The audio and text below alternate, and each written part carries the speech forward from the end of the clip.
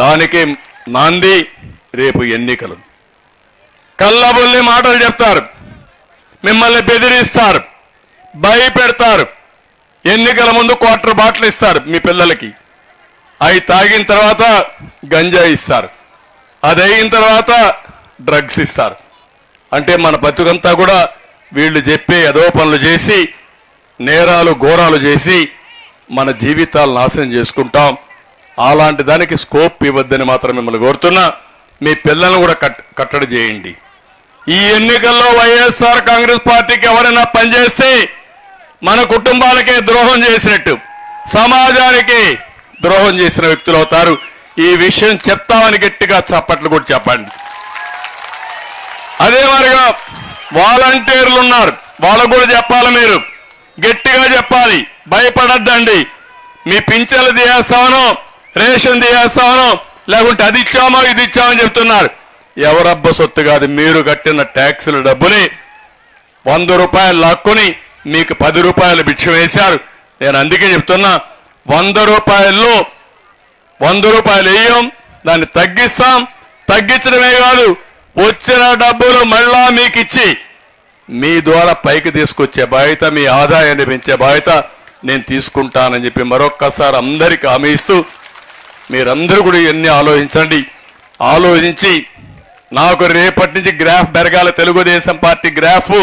ప్రతిరోజు నేను చూస్తున్నా, ఏ ఇంట్లో ఏమనుకుంటున్నారో నాకు సమాచారం వచ్చే విధంగా ఒక మెకానిజం పెట్టాను.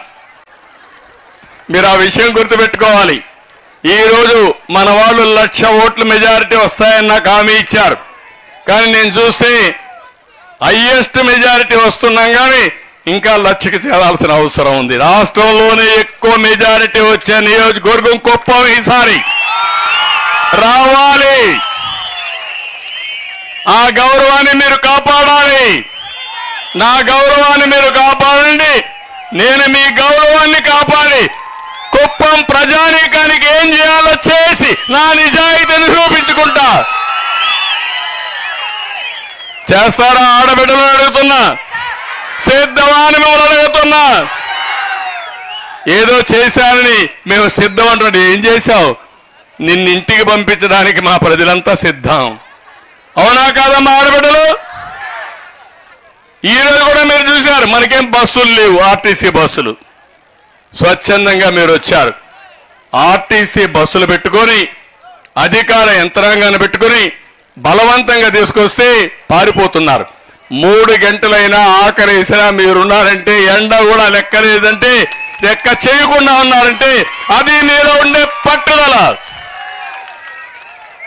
దానికి ఓసారి నాకు అనిపిస్తుంది, నేను ఎప్పుడు మీకు రుణపడున్నా, రాష్ట్రానికి రుణపడున్నా. అందులో ఫస్ట్ రుణం మీ రుణమే.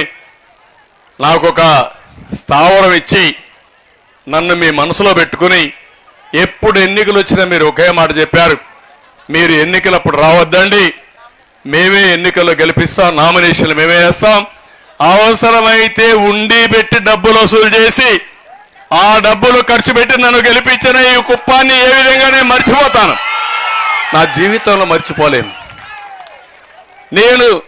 మీరెప్పుడు కూడా ఒకటే చెప్పేవాళ్ళు, మీరు ఎన్నికలప్పుడు టైం వేస్ట్ చేయొద్దండి, మీరు రాష్ట్రంలో తిరగండి, మీకోసం మేము తిరుగుతాం, గెలిచిన తర్వాత వచ్చి మాకు న్యాయం చేయండి, అభివృద్ధి చేయండి, సంక్షేమాన్ని ఇమ్మని చెప్పిన ఏకైక ప్రజానీకం మన కుప్పం నియోజకవర్గం అని చెప్పి కూడా నేను మీకు తెలియజేస్తున్నా. అలాంటి వారి కోసం తప్పకుండా ఈ 5 ఏళ్ళు అన్నీ చేసుకుందాం. ధైర్యంగా ఉండండి.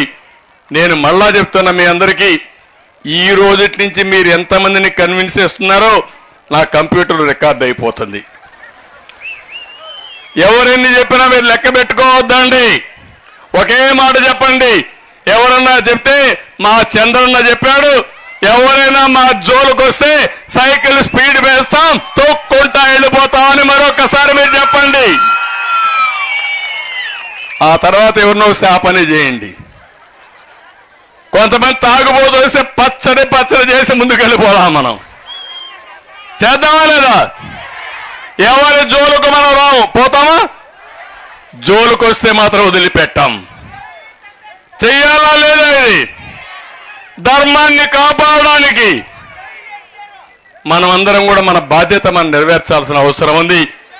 అది చేయాల్సిందిగా మిమ్మల్ని కోరుకుంటూ మరొక్కసారి ఈరోజు మాత్రం మిమ్మల్ని చూస్తే ఇక్కడే ఉండిపోవాలనిపిస్తుంది. కానీ మళ్ళా మీరు భోజనం చేయాలి, మీటింగ్లు రావాలి. మిగిలిన విషయాలను నేను ఎక్కడ చెప్తాను.